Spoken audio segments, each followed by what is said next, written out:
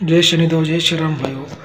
आज का जो हमारा विषय है गुप्त धन का इच्छाधारी टोटका। जिसके मन में जो इच्छा हो वही रूप लेता है टोटका।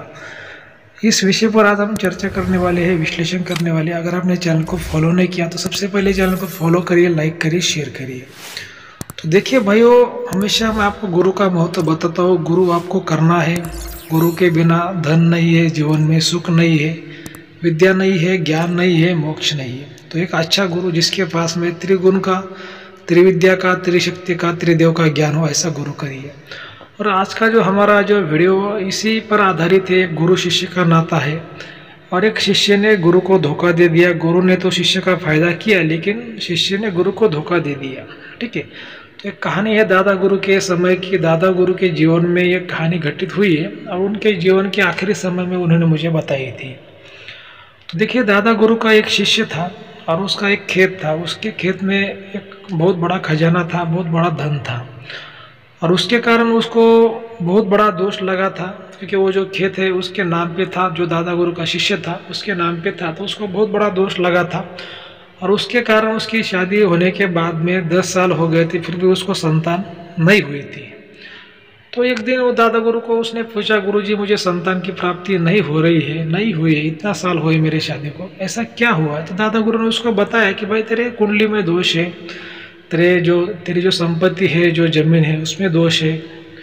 तो उसने बोला, गुरुजी क्या दोष है? तो गुरुजी ने बोला कि तेरे जो खेत है उसमें जो धन है उसके कारण जो वहाँ पे जो निगेटिव शक्ति है उसके कारण तेरे को दोष लगा है और तेरे को संतान प्राप्ति नहीं हो रही है। क्योंकि जिसके खेत में, घर में जो धन होता है और लोगों को दोष लग जाता है और उनको जीवन में सुख चैन उनका सारा छीन जाता है और उनको बहुत दिक्कतों का सामना करना पड़ता है। तो उसने दादा गुरु को कहा कि गुरुजी इसके ऊपर उपाय क्या है? तो दादा गुरु ने कहा कि भाई जितना भी तुम्हारे नाम का जो खेत है वो किसी धर्म को दान कर दो, किसी मंदिर के लिए दान कर दो, दान धर्म में खर्च कर दो। नहीं तो उसको क्या करो, किसी को उसको बिक डालो और जो भी पैसा आता है धर्म कार्य में खर्च करो। तो बोला कि गुरुजी खेत तो बहुत बड़ा है, कम से कम 20-25 बीघा खेत है। इतना खेत अगर मैं दान कर दूंगा तो मैं भिखारी बन जाऊंगा, और इसमें दूसरा क्या उपाय? तो गुरुजी ने कहा फिर उसमें जो धन है खेत में उसको निकाल लो। तो फिर उसने गुरुजी से कहा कि गुरुजी आप ही निकाल के दो, आप तो हमारे गुरु हैं। लेकिन हमारे दादा गुरु ने कहा कि भाई मैं ऐसे मामलों में नहीं पड़ता, क्योंकि हमारे जो दादा गुरु के तो बहुत शिष्य हुआ करते थे, लेकिन उनके जो खास शिष्य थे जिन पर उनका भरोसा हुआ करता था उनको ही वो सपोर्ट करते थे। ऐसे जीवन में उनके तो बहुत शिष्य थे, लेकिन वो जानते थे कि भाई ये शिष्य अपने को कभी भी धोखा दे सकता है, क्योंकि शिष्य से ज़्यादा गुरु कभी भी होशियार होता है। शिष्य को लगता है भाई मैं होशियार हूँ, लेकिन गुरु उससे ज़्यादा होशियार होता है।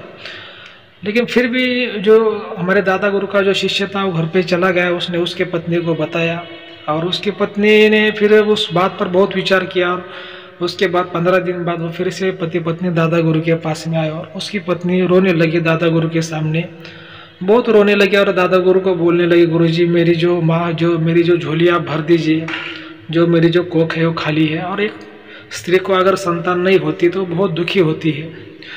तो ऐसा बहुत रोने लगी दादा गुरु को, जैसे कि उनके सामने गिड़गिड़ाने लगी, मैं आपकी बेटी जैसे हूँ और आप कुछ ना कुछ करिए कि मेरे को संतान प्राप्ति हो जाए। उसके लिए जो हमारा जो खेत का जो धन है उसको निकाल के दीजिए, फिर हमारा दोष निकल जाएगा और फिर हमारे पास में धन भी रहेगा, पैसा भी रहेगा, हमें संतान की प्राप्ति भी होगी और हम जो भी कुछ मिलेगा उसमें से 50% हम धर्म कार्य में खर्च करेंगे। ऐसा उसके पत्नी ने और पति ने दोनों ने भी दादा गुरु को वचन भी दे दिया। फिर भी दादा गुरु ने उनको हाँ नहीं कहा और बोले हम सोचेंगे इसके बारे में। तो क्या हुआ कि जो उनके खेत में जो धन था उसके ऊपर इच्छाधारी टोटका था।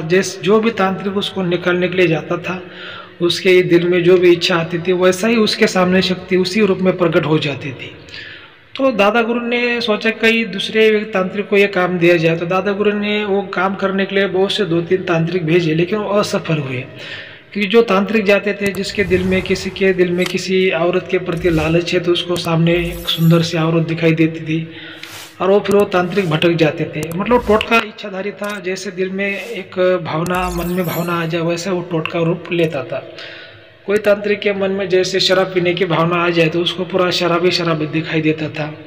किसी के मन में कुछ दूसरी भावना आ जाए तो उसको वैसा ही दिखाई देता था। ऐसे 2-3 तांत्रिक फेल हो गए। और उसके बाद में फिर दादा गुरु ने सोचा कि भाई अभी 2-3 तांत्रिक अगर फेल हो गए तो फिर मुझे ही जाना पड़ेगा। ठीक है। तो फिर क्योंकि वो जो पति पत्नी थे उन्होंने दादा गुरु को वचन दिया था कि हम जो भी मिलेगा उसमें से कम 50% धर्म कार्य में खर्च करेंगे। उसके बाद में हमारे दादा गुरु खेत में चले गए, तो जो इच्छाधारी टोटका था जो धन का, उसने देखा दादा गुरु की तरफ, उसको लगा ये व्यक्ति तो बहुत धार्मिक है। तो वो टोटके ने क्या किया कि धर्मराज का रूप धारण कर लिया और दादा गुरु को बोलने लगा कि ये तेरे को अगर धन चाहिए तो तेरे को मेरे को वचन देना पड़ेगा कि जितना भी धन मिलता है उसमें से कम आधा धन धर्म कार्य में खर्च करना पड़ेगा, और वो भी एक साल के अंदर करना पड़ेगा। तो दादा गुरु ने उसको तो पहचान लिया। दादा गुरु ने बोला कि तू तो धर्मराज रही नहीं है, तू तो एक छलिया है, फिर भी अगर तूने धर्मराज का रूप धारण किया है और तूने मेरे को पहचाना है कि मैं बहुत धार्मिक व्यक्ति हूँ, धर्म कार्य करता हूँ, तो मैं भी तेरे को वचन देता हूँ कि इसमें से जो भी मिलेगा 50% ये धर्म कार्य में 1 साल के अंदर खर्च किया जाएगा। और दादा गुरु ने उसको वचन दे दिया, जो भी शक्ति थी, जो धन की जो शक्ति थी। उसके बाद में जो दादा गुरु का शिष्य था उन पति पत्नी को धन मिला, और धन मिलने के बाद में दादा गुरु वहाँ से निकल आए। हमारे दादा गुरु कभी भी धन को हाथ नहीं लगाते थे और ना ही धन का कोई हिस्सा लेते थे, उसमें से ना ही कोई बंटवारा लेते थे। और जो भी जिसको भी मिलता था, जिस खेत वाले को या फिर किसी घर वाले को मिलता था उसको ही वो देते थे और बोलते थे खाली भाई ये धर्म कार्य में खर्च करो, किसी गरीब की मदद करो, किसी मंदिर बनाओ, जो भी हो, भंडारा हो, जो भी, मतलब धर्म कार्य में खर्च करो। उसमें से जितना भी हिस्सा जो बोलते थे वो लोग भी खर्च करते थे। लेकिन जो दादा गुरु का शिष्य था उसने क्या कर दिया भाइयों कि दादा गुरु फिर वहाँ से चले आए। उसके बाद में जो दादा गुरु का जो शिष्य था वो पति पत्नी ने खाली 10% हिस्सा धर्म कार्य में खर्च किया और बाकी 50% करना था, लेकिन उन्होंने नहीं किया। शक्ति फिर नाराज हो गई और दादा गुरु के पास में एक दिन आए और दादा गुरु को बोलने लगी कि तेरे शिष्य ने मेरे को धोखा दिया है, उसने धर्म कार्य में उसमें से 50% धन जो है दान में नहीं दिया है, नहीं खर्च किया है। अब जो मैं तेरे को सज़ा दूंगी, मैं तेरे ऊपर वार करूंगी, ऐसा शक्ति दादा गुरु को बोली। और उसका जो उसने वार भी किया, दादा गुरु ने अपने पैर की जो सबसे छोटी जो बाएं पैर की जो उंगली रहती है, सबसे छोटी लिटिल फिंगर बोलते हैं उसको, उसके ऊपर वो शक्ति का दादा गुरु ने लिया और दादा गुरु की जो उंगली थी वो कट गई। उसके बाद में फिर दादा गुरु ने वो शक्ति को आज़ाद कर दिया और शक्ति वहाँ से चली गई। जो दादा गुरु की जो शिष्य पति पत्नी थे जिनको संतान नहीं हो रही थी, तो जो पति था वो भी पागल हो गया और जो पत्नी थी वो भी पागल हो गई। पत्नी ने जो उनकी जो उनका जो घर था, घर से कूदकर आत्महत्या सुसाइड कर लिया। और जो पति था उसके बाद में उसने भी किसी कुएं में जान दे दी। वो दोनों भी पति पत्नी जैसे थे वो मर गए। और उसके बाद में जो धन था उन्होंने कहाँ रखा था वो एक राज ही बन गया। लेकिन देखिए दादा गुरु ने उनको संतान नहीं हो रही थी, इसी वजह से दादा गुरु ने उनको मदद किया था। लेकिन वो लोगों ने लालच में आके जो जितना धन दान धर्म में खर्च करना चाहिए था उतना नहीं किया, उसके कारण शक्ति ने उनको सज़ा दे दी। तो देखिए भाई वो बात ऐसी होती है कि लोगों को क्या लगता है कि भाई जो धन मिलते हैं बहुत आसानी से मिलते हैं, इसको लेके हम आमिर बनेंगे, घर पे खाएंगे, ऐसी बात नहीं होती है। जो शक्तियाँ रहती है जो धन पे, उनकी एक कोई इच्छा रहती है, उनकी इच्छा पूरी करनी पड़ती है, उसके बाद ही आपको धन मिलता है। और धन मिलने के बाद में भी आपको धर्म कार्य में खर्च करना पड़ता है, किसी का भला करना पड़ता है। उसके बाद में उसमें से कुछ हिस्सा आप खा सकते हैं परिवार में। लेकिन जो दादा गुरु का जो शिष्य था पति पत्नी, उन्होंने वचन दे के जो वचन का पालन नहीं किया, उसी वजह से जो धन की शक्ति थी वो धन की शक्ति ने उनको सज़ा दी और दोनों भी पागल हो गए और दोनों भी वो मर गए।